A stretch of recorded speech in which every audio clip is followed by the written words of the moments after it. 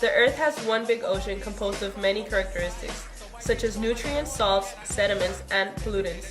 As you can see, most of the globe is covered in blue, which is more than 70% of planet's surface, approximately 326 million trillion gallons of water. The ocean is made up of many basins: the North Pacific, North Atlantic, South Atlantic, Indian, and Arctic. They all come together to make up one big ocean. The Pacific Ocean is the largest basin that covers a third of the Earth's surface. The Arctic Ocean, on the other hand, is the smallest basin. The Atlantic Ocean is between North and South America and Europe and Africa, while the Arctic Ocean surrounds the North Pole. As you can see on the picture, there are different basins, but they're all interconnected. In this picture, you can see that as the Earth cools, the hot material from the deep interior rises towards the surface. The hotter material elevates in nearby layers, and the cooler, denser lithosphere slides away from the elevated region. In this 3D diagram, you can see the variety of ridges that make up the ocean's floor. Ocean consists of many of the same features the land does. It includes mountains, valleys, volcanoes with lava, and canyons. It has been proven that Earth's highest peaks, deepest valleys, and flattest vast plains are in the ocean. Upwelling often happens where wind blows along a coastline. This wind causes the water at the ocean surface to move perpendicular to it, away from the coast, because of a process called Ekman transport. When surface water moves away from the coast, water from deeper in the ocean rises up and takes its place. This has an impact on weather, changing the pattern of precipitation in many areas of the world. The marine life and the climate can be affected as the cold water makes its way up from the deep. The global ocean conveyor is driven by changes in water temperature and salinity that change the density of water. It is responsible for moving water around the world. Water moves each day with the tides, and over a long time, it moves around the world, from the shallow to deep part of the ocean, changing the water's density. Warm air rises and cool air comes in to take its place. This movement creates atmospheric pressures, which creates the winds around the globe. Each day the ocean rises and falls because of low tides and high tides. The difference between high tides and low tides is called the tidal range. Tides happen because of the gravitational pull of the moon and sun on ocean water. The tidal range changes throughout the year as the location of the moon and sun in relation to Earth's orbit. The water in the Pacific, the Atlantic, the Indian, the Arctic, and the Southern Ocean move mainly because of differences in relative density. Water that is denser sinks below water that is less dense.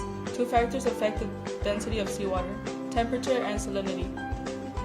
Key things to remember: cold water is denser than warm water. Water gets colder when it loses heat to the atmosphere, especially at high latitudes. Water gets warmer when it is heated by incoming solar energy, especially at low latitudes. Saltier water is denser than less salty water. Water gets saltier if the rate of evaporation is high.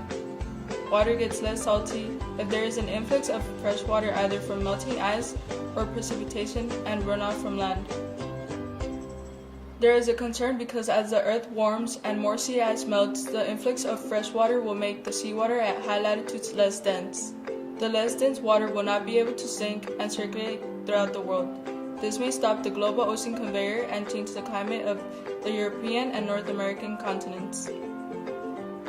Measuring sea level, the height of the ocean's surface, allows scientists to calculate whether sea level is changing over time and how much sea level rise is happening now because of global warming.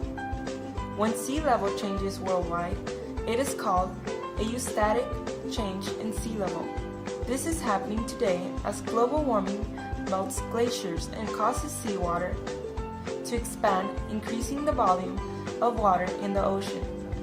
Eustatic sea level can also change over geologic time as tectonic plate movement changes the shape of the seafloor.